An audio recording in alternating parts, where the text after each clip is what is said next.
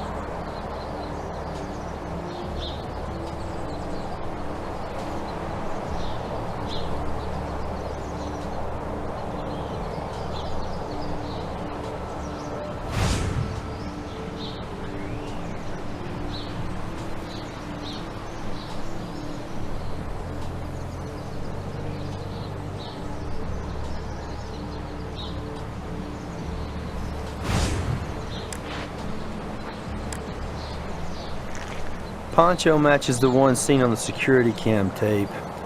And what do we have here? A singed area. Let's find out where this poncho came from.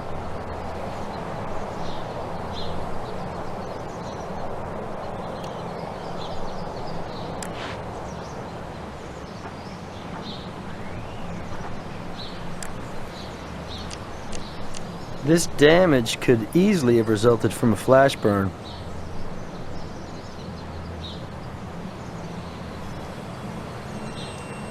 Well, that belongs to Deborah. Or anyway, it used to. Haven't seen her wear it in ages. No idea what it was doing in there.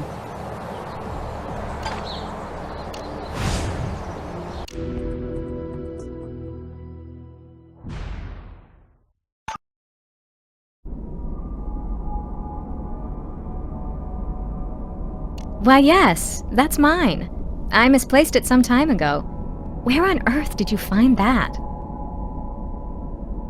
I didn't put it there. Liz might have borrowed it. She works later hours on the project than I do. I've known her to keep warm in that poncho, come to think of it. Last time you remember seeing the poncho? Really, I don't know. I don't wear it much anymore. In this climate, it was a little heavy. But just guessing, a month ago, maybe. Why not? I told you before, I had nothing to hide. Nice to know.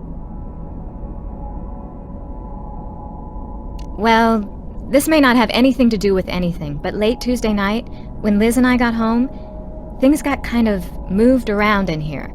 Not like the furniture had been rearranged or anything, just kinda off-kilter. I thought maybe somebody'd broken in, so we gave the place a good looking over. Only thing we found missing was a few dollars. And I mean a few, 15. Liz would kill me if she heard me say, but I think it was our friendly free spirit helper, Ed.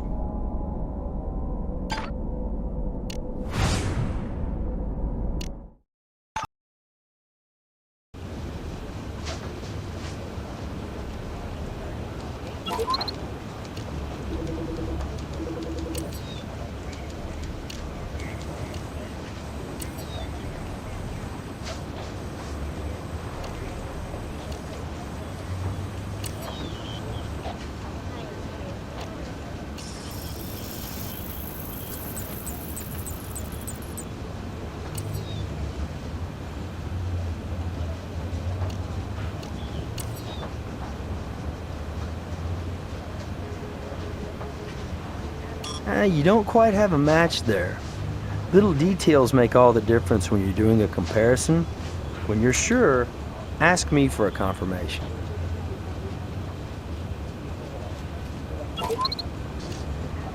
These synthetic fibers were exposed to enough heat to melt the ends, but only for a very short exposure. Flash fire. We know the ladies play with fire, so this could have happened under normal circumstances. But our video evidence argues otherwise. How many people have this same poncho design?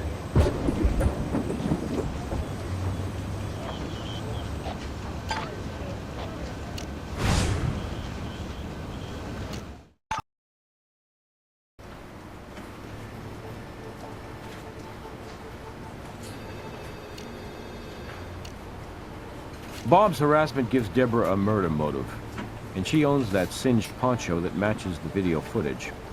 All right, let's bring her in and hear her story.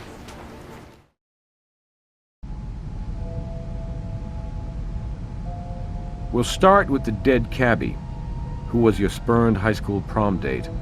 A known gay basher who has lately made making your life miserable his hobby. Your singed poncho was found at the crime scene, likely worn by whoever gave Bob his Viking funeral, skipping the step of him being dead first. How many times do I have to tell you? I haven't seen that poncho for a month, at least.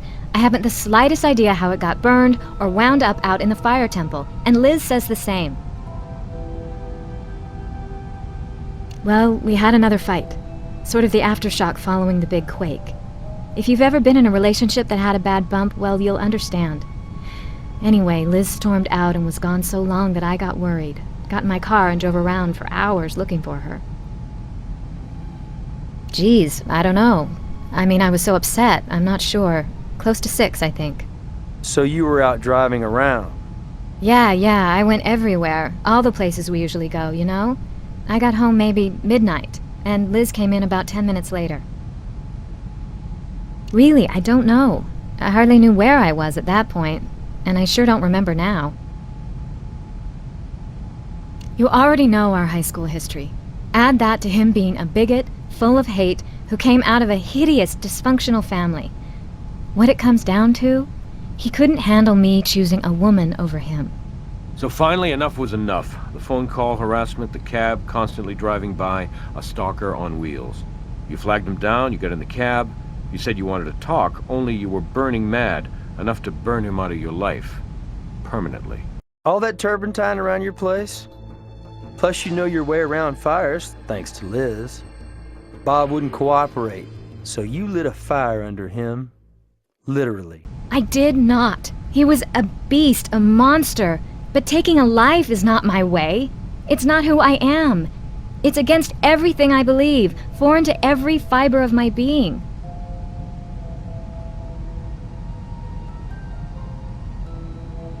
That's all I have to say for now.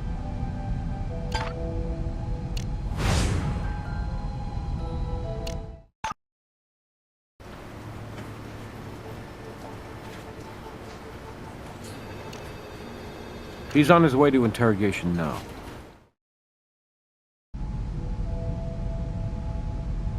Dude, that's all you get now.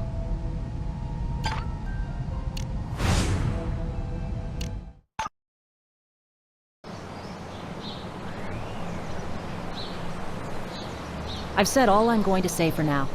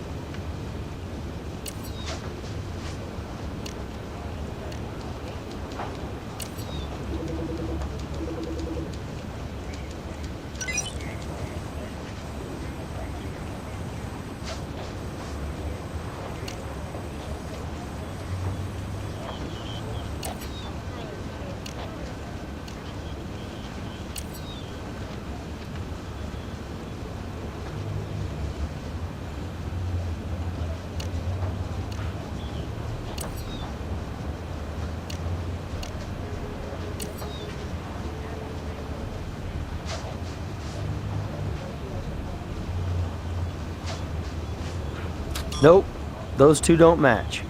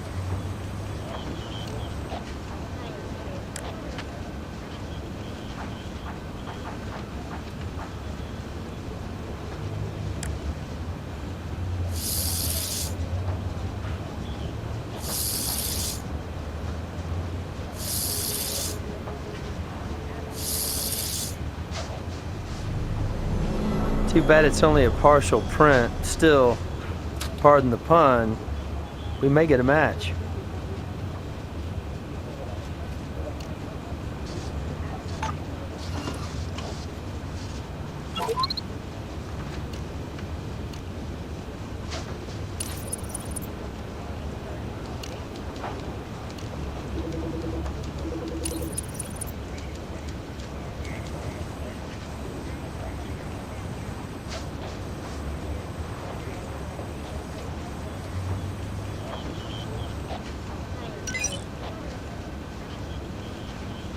Good job, partner.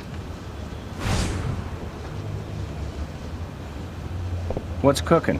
Hey, Gris. Cooking up a storm in here. Our partner just confirmed the match matches our current holding cell celebrity, Ed. So there's evidence of Ed Danville both inside and outside of the cab. Coincidence? Could be. I've seen stranger things happen. And we've got a few other leads. So what exactly did Ed light up with that match? We'll find out. First of all, we'll see if he smokes. And I don't even care what. Later, Chris.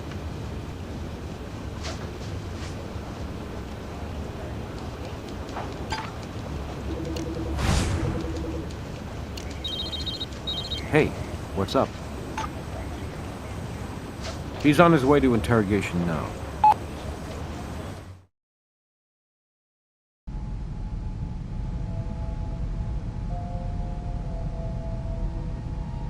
Who and where? Slow down, my brother. Take a step back before you go blaming that on me. I took a cab a couple of days ago, Saturday, I think, but I didn't ask the guy his name. Maybe it's your guy, maybe it ain't. We found a used match with your print on it in the cab. So maybe it is the cabbie who got burned, but so what? I smoke 'em when I got 'em, but what's that mean in the great scheme? Now that is harsh. I do odd jobs for cash. I can afford the occasional ride. Anyway, those lesbos, pardon my French, they were climbing all over each other. And not in a good way.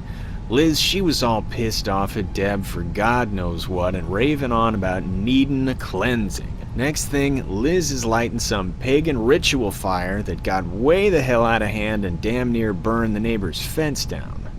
Anyway, I tried to help put the thing out, and for my trouble, got Liz climbing all over my ass, also not in a good way. She said, "Get out, get the hell out of here," all freaked out, and man, This cab was on the corner, and I just grabbed it and told the cabbie, stop at the nearest bar.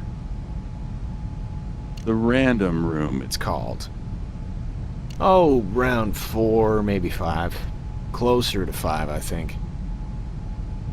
When do you think? When Miss Pyromaniac 1999's fire got out of control. Broad is brutal, man. She is out there. I can spare a few for the cause. Hey, like I said, you don't have to have a 9 to 5 to be a good citizen. But if you find burn patches, remember, I was playing Citizens Fire Brigade for that hot Les. No, that's everything. So, when do I check out of that holding cell and get back to my windmill, my brother? We'll get back to you.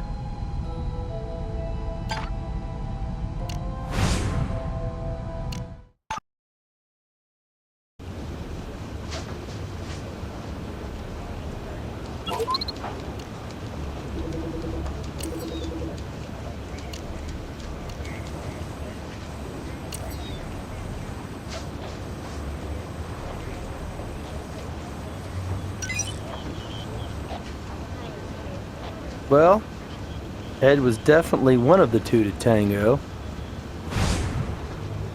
Hey, Gris, check this out. Looks like Liz and Ed generated some heat in the old fire temple. The fire goddess consummated with Mr. Free as the Wind? An elemental attraction, so the evidence says. Wonder who initiated it. Well, wouldn't you say that air stokes fire, Nick? Yeah, I get it. Let's go, partner.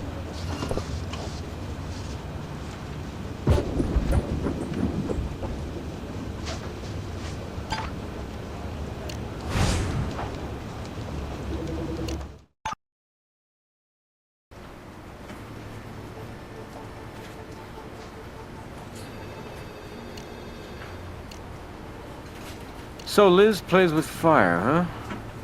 Bring her in and apply a little heat. Let her feel the burn.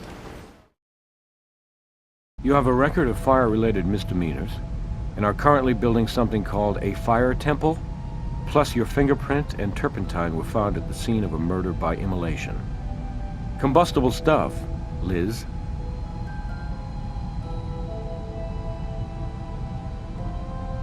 For you, this is all about science, right? Reading the evidence. But you need to look through my artist's eyes to understand that I couldn't have done this.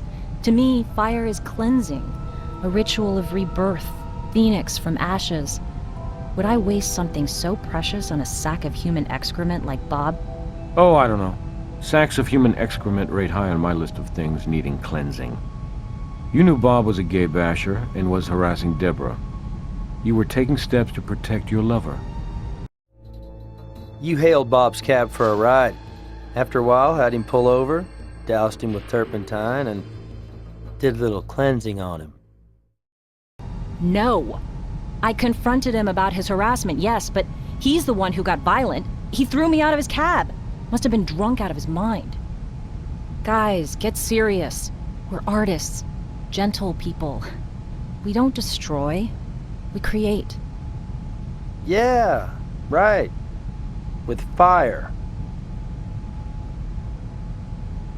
Didn't I say 6? No, wait. We drove for a while. Maybe closer to 6:30? So when did things first, heat up between you and Ed, Liz? Well, that's just nonsense. You know my orientation. DNA doesn't lie, Liz. We found a used condom, used by Ed and you. Fire Temple gate swing both ways? I think you talked your new lover into helping you do more than just create art.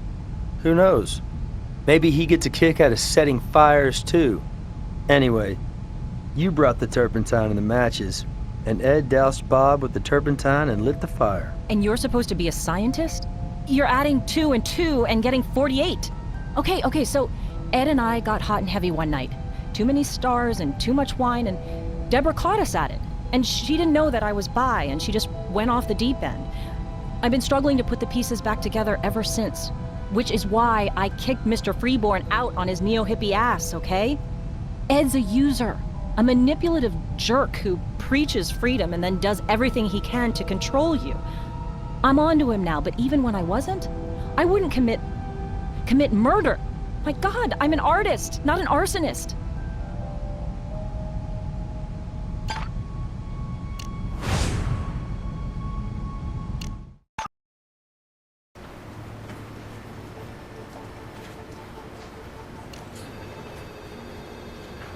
He's on his way to interrogation now.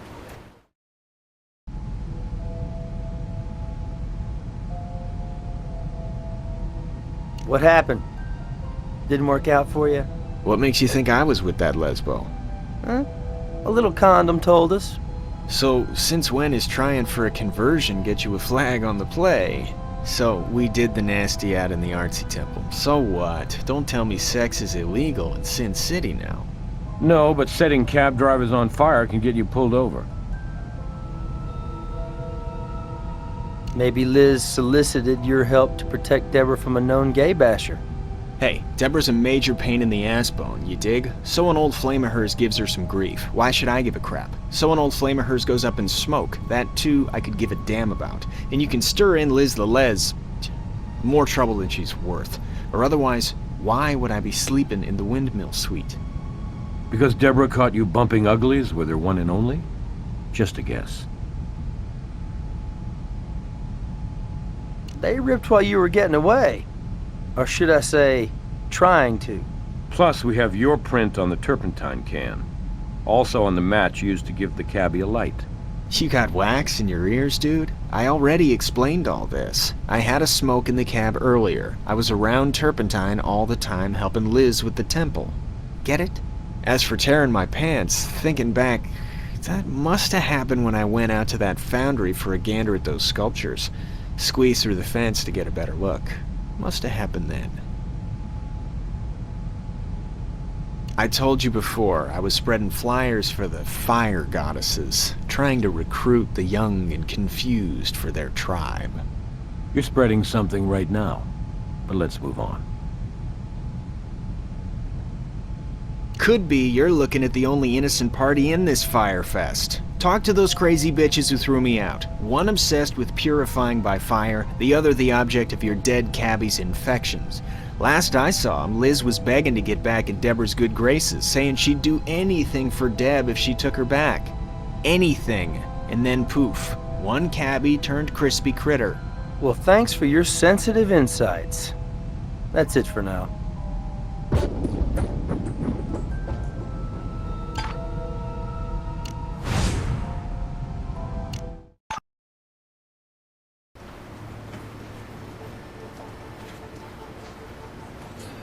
I already gave it to Nick.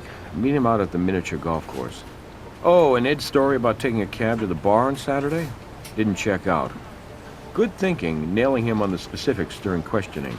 Cab company has no record of a fare there on that day. She's on her way to interrogation now.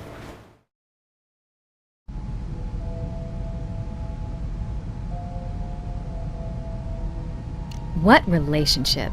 He was just this freak passing through who stopped long enough to help us with our art project and, you know, put up flyers and stuff. So you didn't know things had gotten hot and heavy between them? Behind your back? You make it sound like an affair. All it was a night where things got out of hand is all. Liz and that freak got together one time. One time. He got her drunk and laid a smooth line on her and anyway, that happened Saturday night. And I saw them together. And Liz and me, we had this big knockdown drag-out. Not physical, just verbal, but a big fight, okay? And she promised me it was just this one time. It would never, ever happen again. She went and set this bonfire to show the fling was flung and she would cleanse herself and our space of the creep. And, like I said, she was kinda drunk. Fire about got out of control. Anyway, Ed crawls out of his hole somewhere and tries to pitch in. With stopping the fire, Liz starts screaming at him and he books it. Never came back. She was crying and I was crying. Not that any of this is any of your business. Well, we got the fire out at least. Neighbor's fence a little worse for the wear.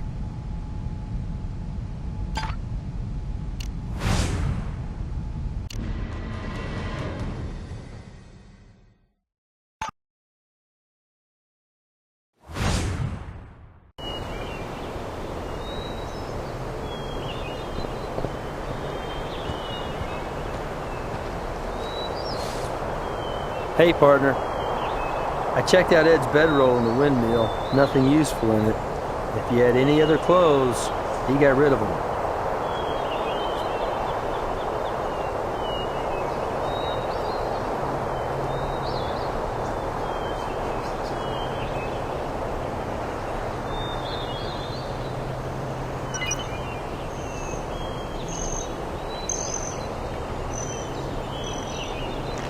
Wow, your bug hunting skills are impressive. You've got a future in entomology.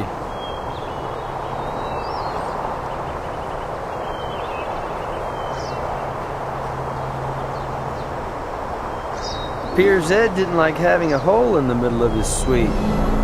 Stuffed something in there.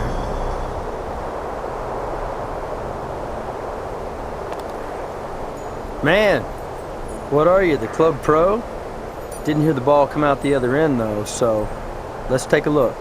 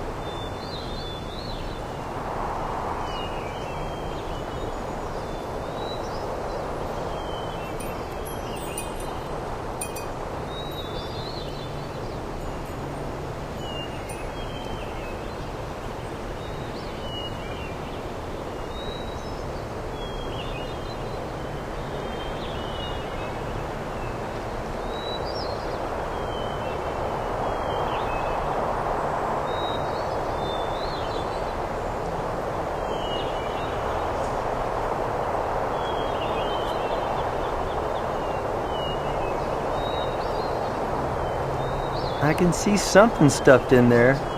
One more ball ought to do the trick.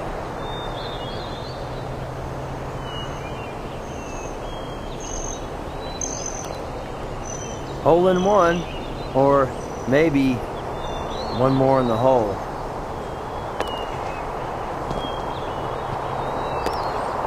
If they had MVPs in miniature golf, you'd be it, Slick. That's a tightly rolled, rubber-banded wad of money that was stuffed down there in Ed's little bank.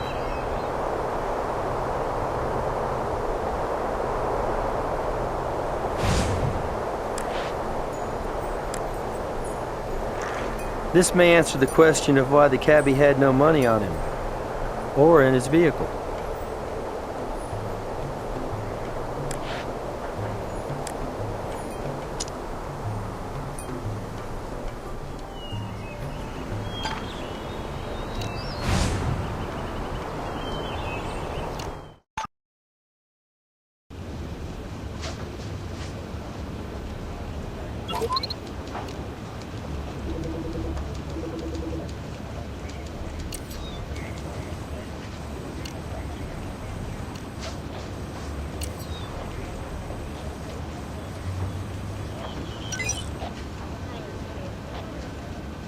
The hair with the money belonged to our Vic.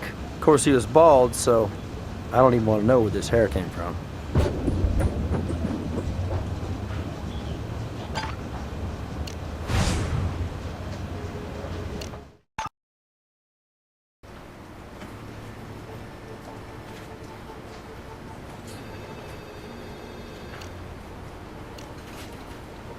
Better golf score than I've seen in a while. Think we should have another chat with freeborn Edsel, don't you?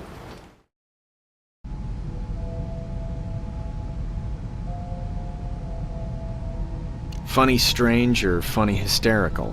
Hysterically strange. My partner here scored a hole in one with 2 balls. You lost me at hello.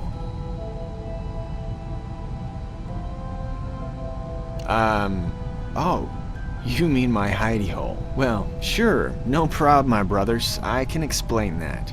No, let me. After Liz tossed you out, you had no place to stay and no money.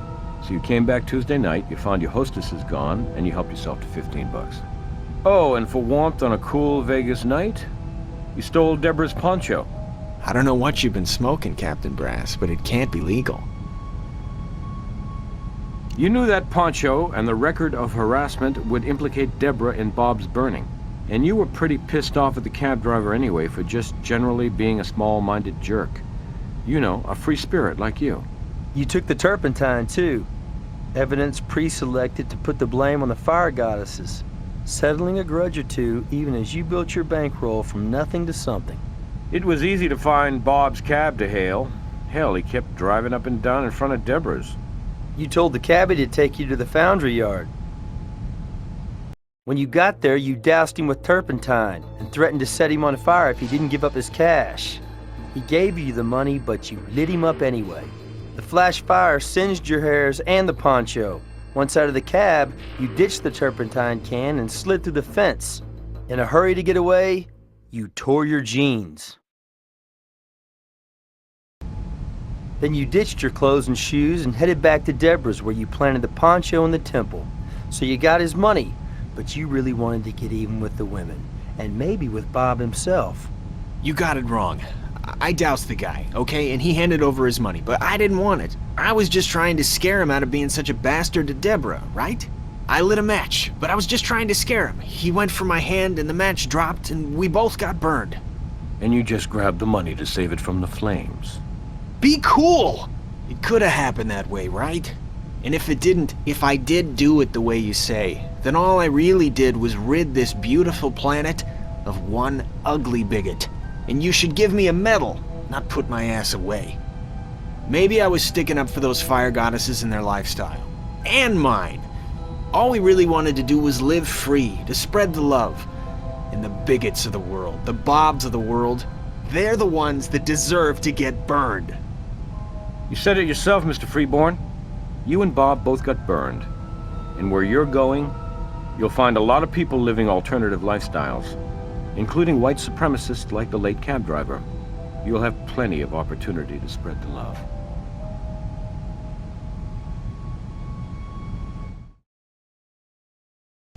Well, that's one dude I don't mind roasting in the can. All this talk of heat, though, I'm ready for a soda. You want one?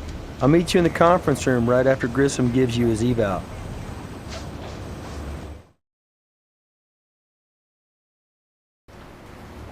All right, here's your evaluation. For evidence, you found everything there was to find. For hints, you didn't need many at all. And, at the end of the day, you followed the evidence to a clear conclusion. Can't argue with that. Good work. You did very well, though as I noted, there's still some room to improve. I'm giving you an above-average grade. And by the way, thank you for all the new specimens you found for my collection. I'm recommending you for an extra bonus. Great hunting.